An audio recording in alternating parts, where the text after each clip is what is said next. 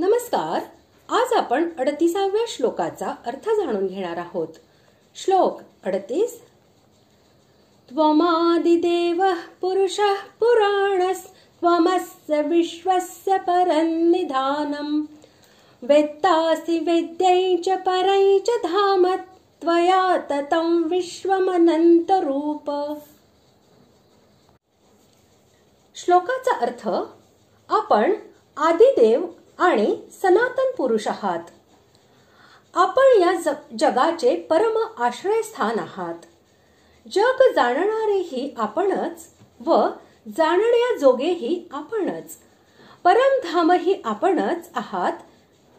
हे अनंत रूपा, आपण हे सर्व विश्व व्यापले आहे.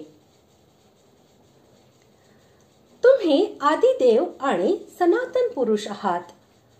या म्हणण्याद्वारे भगवंतांची स्तुती करीत अर्जुनाने हे दाखविले आहे की तुम्ही सर्व देवांचेही आदिदेव आहात.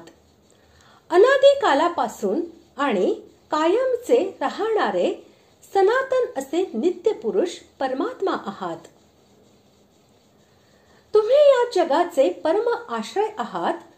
या म्हणण्याद्वारे अर्जुनाने असे दाखविले आहे की हे सर्व जग प्रलय कालामध्ये तुमच्या मध्येच लीन होते आणि नेहमी तुमच्याच एखाद्या अंशामध्ये राहते, म्हणून तुम्हीच याचे परम आश्रय आहात. वेत्ता या पदाद्वारे अर्जुनाने असे दाखविले आहे की तुम्ही या भूत, वर्तमान आणि भविष्य अशा संपूर्ण जगाला यथार्थपणे व पूर्णपणे जाणणारे सर्वांचे नित्य द्रष्टा आहात, म्हणून तुम्ही सर्वज्ञ आहात. तुमच्यासारखा सर्वज्ञ कोणीही नाही. वेद्यम या पदाने अर्जुनाने असे दाखविले आहे की जो जाणण्यास योग्य आहे त्याला जाणणे हा मनुष्य जन्माचा परम उद्देश आहे. तसेच 13व्या अध्यायामध्ये 12व्या पासून 17व्या श्लोकापर्यंत ज्या ज्ञेय तत्वाचे वर्णन केलेले आहे ते साक्षात परब्रह्म परमेश्वर असे तुम्हीच आहात. परम या विशेषणासह धाम या पदाद्वारे अर्जुनाने असे दाखविले आहे की जो मुक्त पुरुषांची परमगती आहे, ज्याला प्राप्त केल्यावर मनुष्य परत येत नाही, असे ते साक्षात परमधाम तुम्हीच आहात. ज्याचे स्वरूप अनंत अर्थात असंख्य असेल त्याला अनंत रूप असे म्हणतात. म्हणून या नावाने संबोधित करून अर्जुनाने असे दाखविले आहे की तुमची रूपे असीम आणि अगणित आहेत.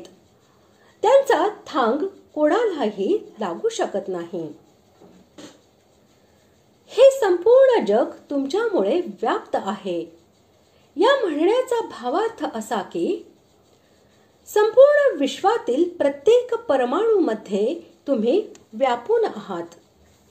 या विश्वातील कोणतेही स्थान तुमच्याशिवाय रिक्त नाही.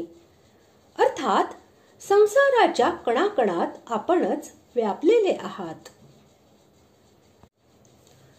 अशा प्रकारे आज आपण 38व्या श्लोकाचा अर्थ जाणून घेतला. पुढील भागात आपण 39व्या श्लोकाचा अर्थ जाणून घेणार आहोत. धन्यवाद.